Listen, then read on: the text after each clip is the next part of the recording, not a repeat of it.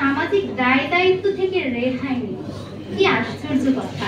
একজন নারী তার যোগ্যতা বলে রাজনীতিতে প্রবেশ করলো, তাই বলে কি তার কোনো পারিবারিক দায়িত্ব নেই, তার কোনো সামাজিক দায়িত্ব নেই? আমাদেরকে তার পারিবারিক সামাজিক দায়িত্ব থেকে মুক্তি দিয়ে দিতে হবে? ধরে নিলাম একজন নারী রাজনীতিতে অংশগ্রহণ করলেন এবং আমরা তাকে তার পারিবারিক এবং সামাজিক দায় দায়িত্ব থেকে মুক্ত করে দিলাম। কিন্তু আমার প্রশ্ন হচ্ছে, তিনি যে রাজনীতিতে অংশগ্রহণ করলেন, কিছু যোগ্যতা অর্জন করলেন, কার জন্য কাজ করবেন? তিনি তো সমাজের দায়িত্ব থেকে অব্যাহতি নিলেন, কিন্তু পরিবারের দায়িত্ব থেকে অব্যাহতি নিলেন, তিনি কাজ করবেন কার জন্য?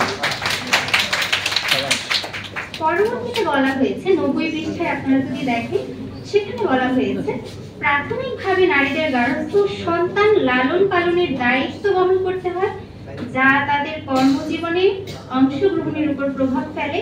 122 পৃষ্ঠায় বলা হয়েছে নারীদের যে সামাজিক ও পারিবারিক ভূমিকা পালন করতে হয়, তাতে তারা কর্মক্ষেত্রে পুরুষের তুলনায় কম সময় দিতে পারে। পুরুষের তুলনায় নারীরা অবৈতনিক কাজের জন্য 3 গুণ বেশি সময় ব্যয় করে। সন্তান লালন পালনের জন্য নারীদের চাকরি থেকে বিরতি নিতে হয় বা অপ্রতিষ্ঠানিক কাজে যুক্ত হতে হয়। এসব কারণে নারীরা কর্মক্ষেত্রে বা ব্যবসায় পিছিয়ে পড়ে।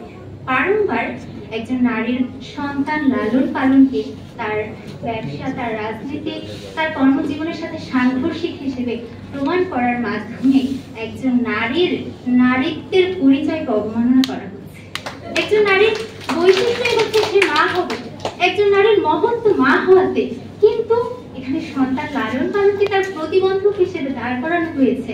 এবং খুব ইন্টারেস্টিং ব্যাপার আমার কাছে মনে হয়েছে, এখানে তারা বলছেন 122 পৃষ্ঠায় যে নারী অবৈতনিক কাজে পুরুষের চেয়ে 3 গুণ বেশি সময় ব্যয় করে।